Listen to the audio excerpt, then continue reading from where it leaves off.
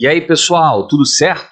Tenho o prazer de apresentar uma demonstração para o Teorema do Valor Intermediário.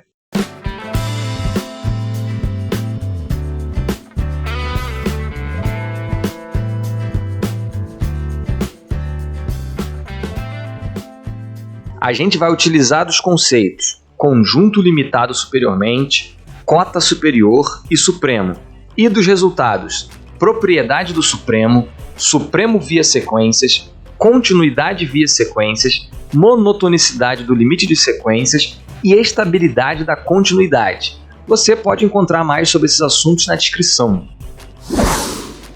Sejam A e B números reais com A menor do que B, f uma função que vai do intervalo fechado AB até os números reais e D um número real, tais que f é contínua no AB e f de A é menor do que D, que é menor do que f de B, ou f de B é menor do que D, que é menor do que f de A.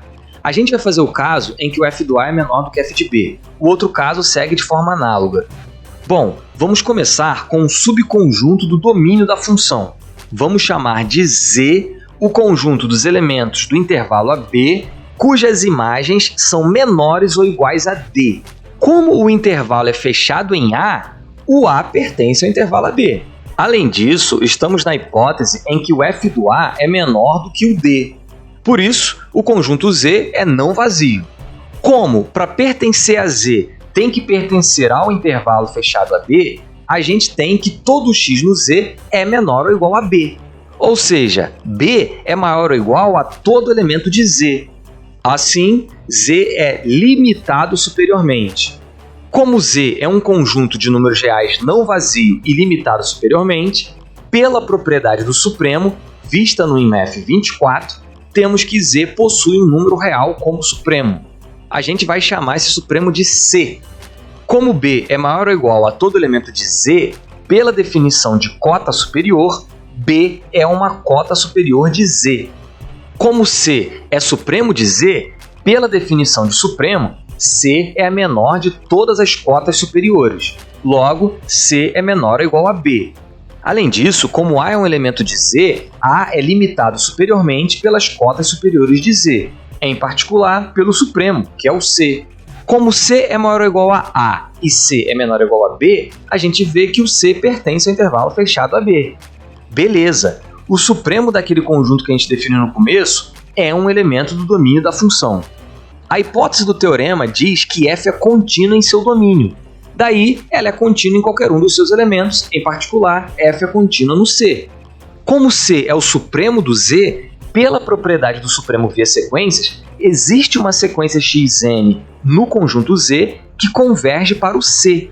Agora, vamos juntar essas informações.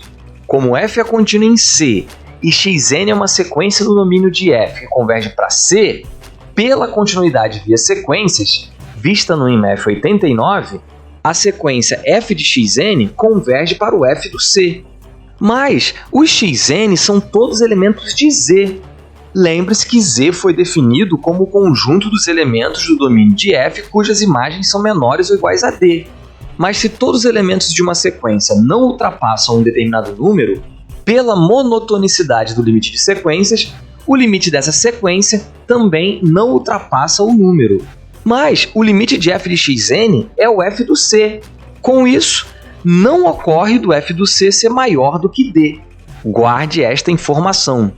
Agora, se o C fosse igual ao B, a gente teria o f do C igual ao f do B. Mas a gente acabou de ver que o f do C é menor ou igual a D. Só que você vai se lembrar, a hipótese nos diz que D é menor do que o f do B. E o f do B seria o f do C. Ou seja, por transitividade da relação de ordem, a gente teria f de C menor do que f de C, o que é um absurdo, é claro. Assim, o C na verdade é diferente do B. Como C já tinha que ser menor ou igual a B, só sobra a opção de C ser estritamente menor do que o B. Se a imagem do C fosse estritamente menor do que o D, então, como f é contínua em C, pela estabilidade da continuidade, vista no IMF 109, existiria um delta real positivo, tal que todo x no intervalo fechado AB, cuja distância para o C é menor do que delta, teria a imagem também menor do que o D. Agora, a gente toma um x0 no intervalo que é aberto no C até aberto no mínimo entre o B e o C mais delta. Aqui entra a importância de a gente ter demonstrado antes que o C é menor do que o B, porque se B é o mínimo entre B e C mais delta, então este é o intervalo do C até o B. Como B é maior do que o C, esse intervalo é não vazio, por isso a existência do x0 está garantida. Mas se o C mais delta é o mínimo entre B e o C mais delta, então é claro, o intervalo de C até C mais delta é não vazio. O delta é estritamente positivo. Bem, com x0 pertencendo ao intervalo aberto de C até o mínimo entre B e C mais delta, a gente teria x0 maior que C, que por sua vez, como pertence ao intervalo AB, é maior ou igual a A.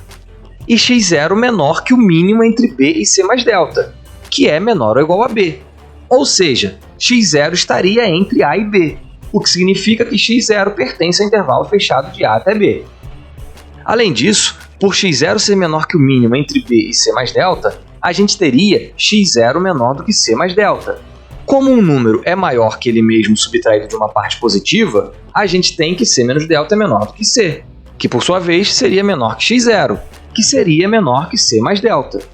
Isso daria pra gente x0 entre C menos delta e C mais delta. Subtraindo C nos três lados da desigualdade dupla, a gente teria x0 menos C entre menos delta e delta, o que é equivalente a dizer que módulo de x0 menos C é menor do que delta. Mas vimos, como consequência da estabilidade da continuidade, que o fato de um elemento do domínio da função ter distância para o C menor que delta implica que sua imagem é estritamente menor que o D. Agora vamos fazer uma viagem ao passado.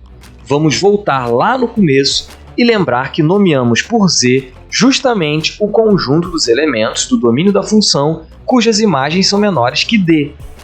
Por isso, pegando o DeLorean e viajando de volta para o futuro, abriríamos os olhos e veríamos que x0 seria um elemento de Z.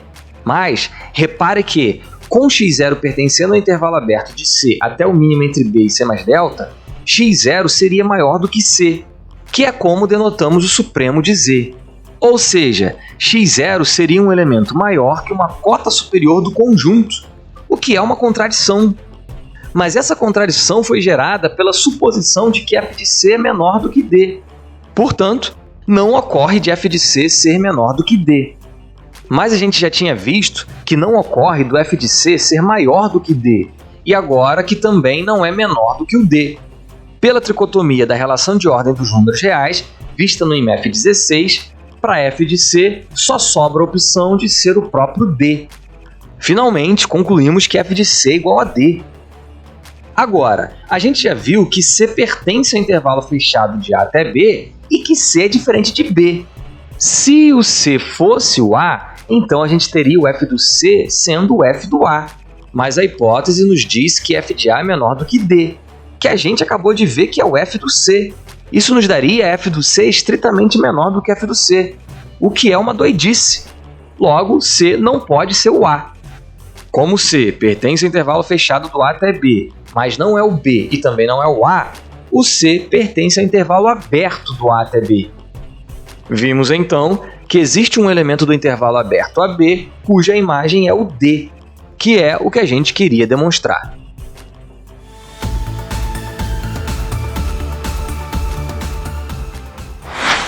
Vamos fazer uma pequena revisão.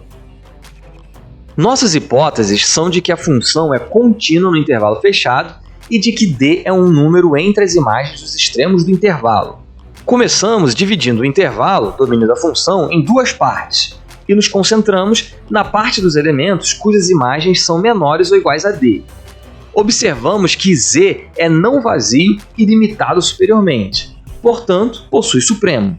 Em seguida, a gente notou que esse supremo pertence ao intervalo fechado a B. Como C é o supremo do Z, existe uma sequência de elementos de Z que converge para o C. Como a função é contínua, f de xn converge para o f do C. Mas, como os xn são elementos de Z, suas imagens são menores ou iguais a D. Portanto, o limite dessa sequência também é menor ou igual a D. Em outras palavras, o f do C não é maior do que D. Agora, o C não é o B, porque se fosse, o f do C seria maior que D, o que acabamos de ver que não ocorre. Se o f do C fosse estritamente menor que D, então o f do x seria estritamente menor que D em toda uma vizinhança do C. Mas aí, para um x0 nessa vizinhança e ainda no domínio da função, ele seria um elemento do conjunto Z maior que o supremo do próprio conjunto, o que, é claro, é uma contradição.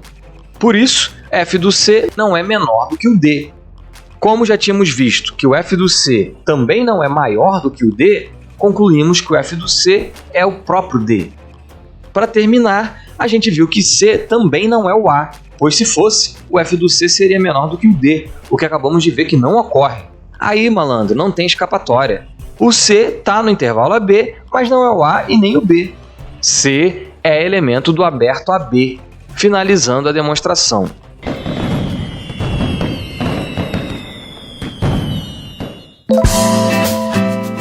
Pessoal, essa foi a demonstração de um dos teoremas mais importantes da análise na reta. Agora respira, revê, reflita sobre a demonstração, dá uma mastigada aí. Você pode também fazer um passeio aqui pelo canal, tem uma playlist com conceitos e teoremas sobre continuidade de funções, tem outros vídeos sobre análise real e também outros temas de matemática. Pode deixar suas observações, sugestões, críticas e correções nos comentários. Valeu!